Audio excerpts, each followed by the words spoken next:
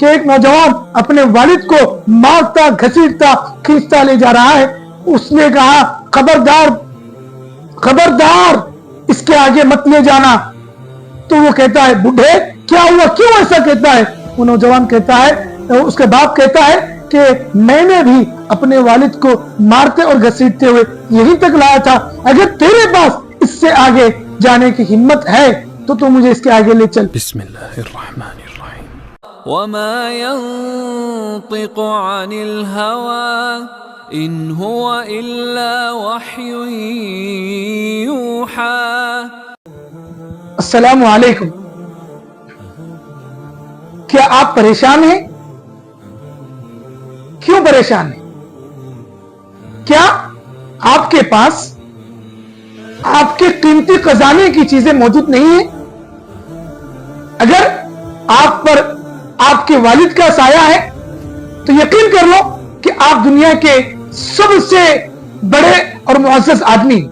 اگر آپ کی ماں کی ممتائیں آپ پر باقی ہے تو آپ سے زیادہ مالدار اور آپ سے زیادہ بڑا انسان کوئی نہیں. خدا را اپنے والدین کی قدر کریں, اپنے والدین کو عظمت اور محبت کی نگاہ سے دیکھیں.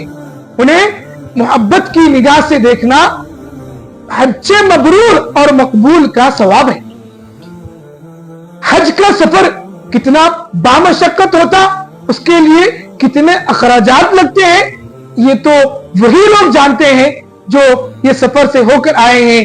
اور ہمارا حج تو ہماری ایک مسکراہٹ کی محبت بھری نظر, عظمت بھری نظر اپنے والدین پر دوڑانا ایک اچھے مقبول و مبرور کا ثواب رکھتا ہے.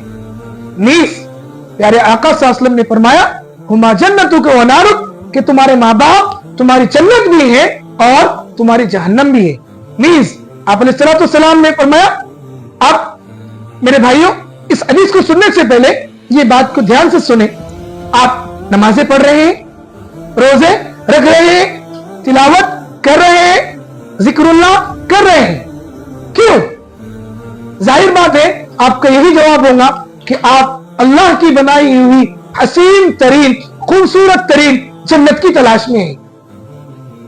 کیا ایسا ہی ہے؟ اگر ایسا ہے تو میں جنت کے اصول کا ایک آسان طریقہ آپ کی خدمت میں پیش کر رہا ہوں. پیارے آقا صلی اللہ علیہ وسلم نے فرمایا الجنت تحت اقدام الامہات, تمہاری ماں کے قدموں کے نیچے جنت.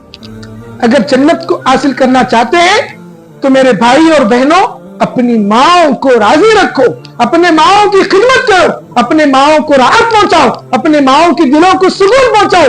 اگر آج تک اپنی ماں کو ستایا ہے تو آپ آج سے ابھی سے معافی مانگ لو, ان کی خدمت کرو. سونے سے پہلے اس جنت کو اپنے ہاتھوں سے تھوڑا سا دبا لو تاکہ آپ کی یہ جنت آپ کے ہاتھوں میں قید ہو جائے, آپ کی یہ جنت آپ کے ہاتھوں میں محفوظ ہو جائے.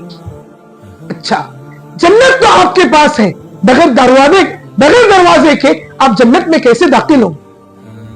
جنت میں داخل ہونے کے لیے جنت کا دروازہ ضروری ہے. اس کے متعلق پیارے آقا صلی اللہ علیہ وسلم نے فرمایا الاب اوسط ابواب الجنہ, کہ تمہارا باپ جنت کے دروازوں میں سے بیچ کا دروازہ ہے.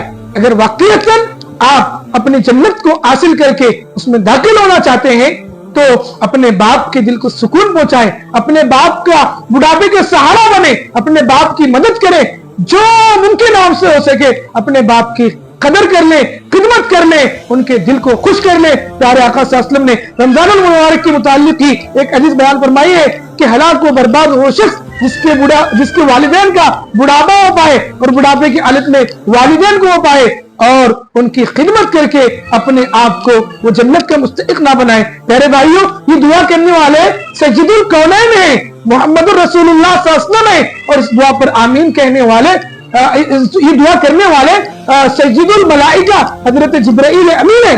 یہ دعا کرنے والے سید الملائکہ حضرت جبرائیل امین ہے, اور اس دعا پر آمین کہنے والے سید الانبیاء حضرت محمد رسول اللہ صلی اللہ علیہ وسلم ہے. دعا دینے والا اس قسم کا اعلیٰ فرشتہ اور آمین کہنے والا اس قسم کا معزز اور مقدس نبی ہو تو وہ کیا دعا و بد دعا ہماری ہلاکت اور تباہی کا ذریعہ نہیں بن سکتی. اس قسم کی بد دعاؤں سے بچنے کے لیے خدا را اپنے والدین کی قدر کرے.